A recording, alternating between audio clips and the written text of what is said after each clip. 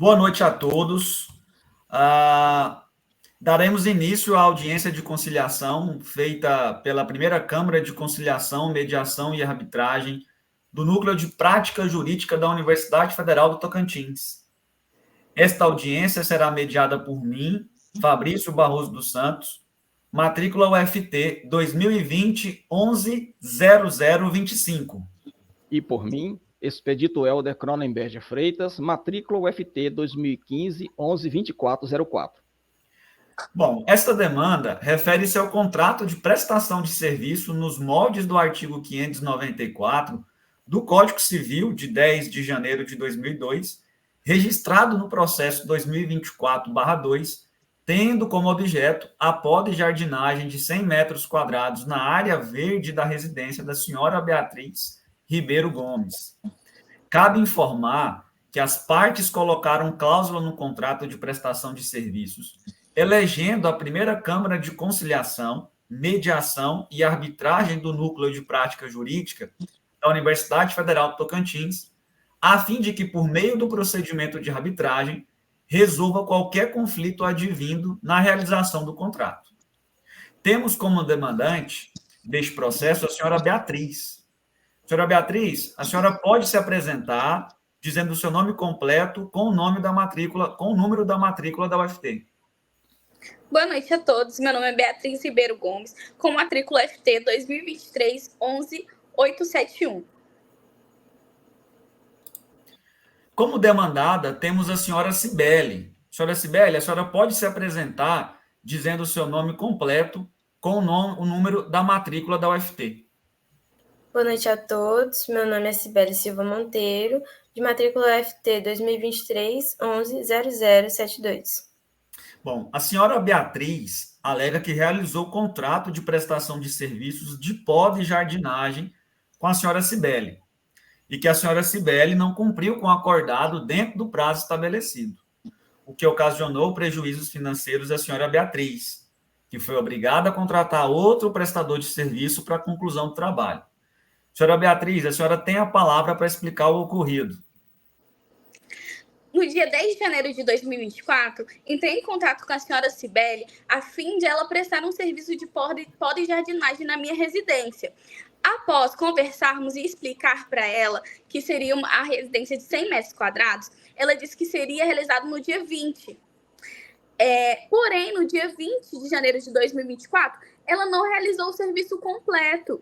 Isso me gerando um constrangimento. Tive que ouvir dos meus familiares, porque contratei aquela moça, já que o serviço dela não era bom. E aí eu tive que, em cima da hora, com a correria, procurar outro prestador de serviço, que me cobrou no valor de 2.500, já que eu sediaria um casamento. Por isso, solicitei a devolução da metade do valor do serviço não prestado, o 2.500 que paguei a um terceiro jardineiro para realizar a poda e jardinagem e R$ 1.000 da multa rescisória. A senhora Cibele alega que, devido a problemas de saúde, durante a realização do serviço, ficou impossibilitada de dar continuidade ao contrato firmado, motivo pelo qual não realizou por completo dentro do prazo. Senhora Cibele, a senhora tem a palavra para explicar o ocorrido. Bom, como realmente foi falado, né, no dia 10 de janeiro, eu firmei o contrato com a senhora Beatriz para a realização desse serviço de poda e jardinagem na residência dela, né? Era uma área de mais ou menos 100 metros quadrados e era para ser realizado no dia 20 de janeiro. No dia 20, pela manhã, eu compareci à residência dela e iniciei o serviço, né? Mas ali pela metade da manhã, por volta de 10 horas, eu comecei a passar muito mal mesmo, não tive condições de permanecer lá e concluir o serviço ainda no dia 20, né? E também não pude ir até comunicar de imediato, porque estava passando muito mal. Então, eu saí do local, fui buscar um atendimento médico, como consta no meu atestado, fiquei impossibilitada de trabalhar por pelo menos uns 2 dias depois do dia 20, e não pude voltar para concluir esse serviço no mesmo dia, nem entrar em contato com ela de imediato, né?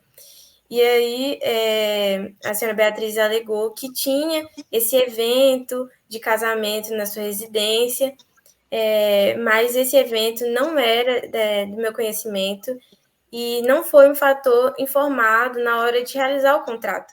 Então, assim, isso não era algo que estava dentro do nosso contrato de prestação de serviço.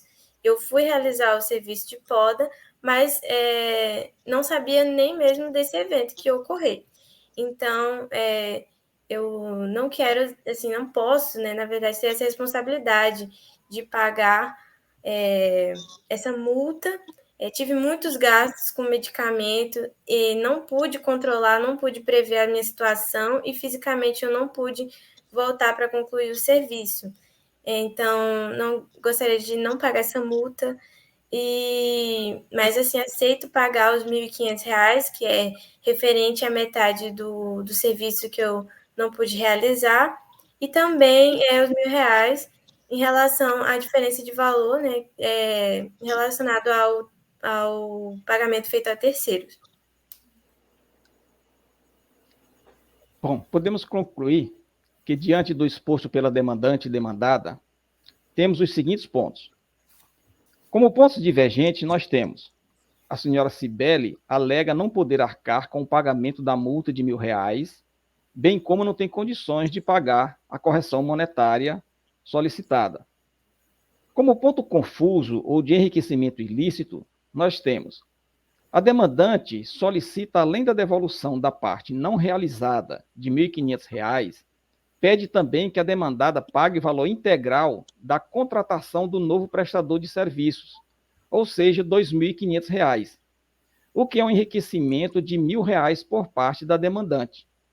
A demandante deveria ter solicitado a devolução dos R$ 1.500 referente ao serviço não prestado, que corresponde a 50% da parte da área, mais o valor de R$ 1.000 referente à diferença maior que pagou ao novo prestador do serviço. Como ela pagou R$ 2.500, então ela pagaria ainda essa diferença para que não tivesse esse prejuízo.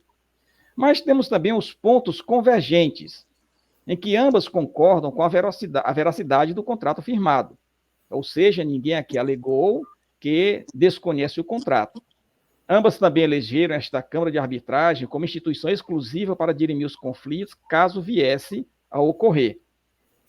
A demandada concorda em devolver a importância de R$ 1.500, referente ao serviço não realizado, bem como a diferença de R$ 1.000, referente ao valor pago a maior na contratação de novo prestador de serviço.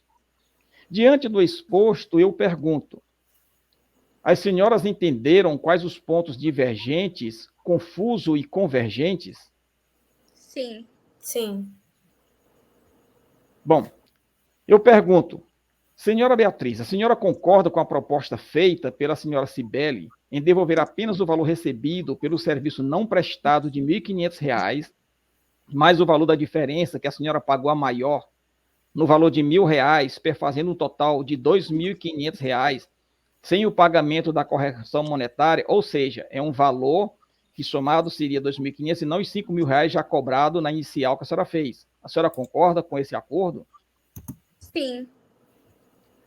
Diante disso, eu pergunto: senhora Cibele, a senhora concorda que ele seja dado um prazo de 5 dias para a quitação do débito integral em uma única parcela de R$ 2.500, e caso não seja feito no prazo estipulado, sobre este valor será imputado a multa de 10%, mais juros de 2% ao mês, bem como custos advocatícios no valor de 15% sobre o valor total. A senhora concorda com isto? Sim.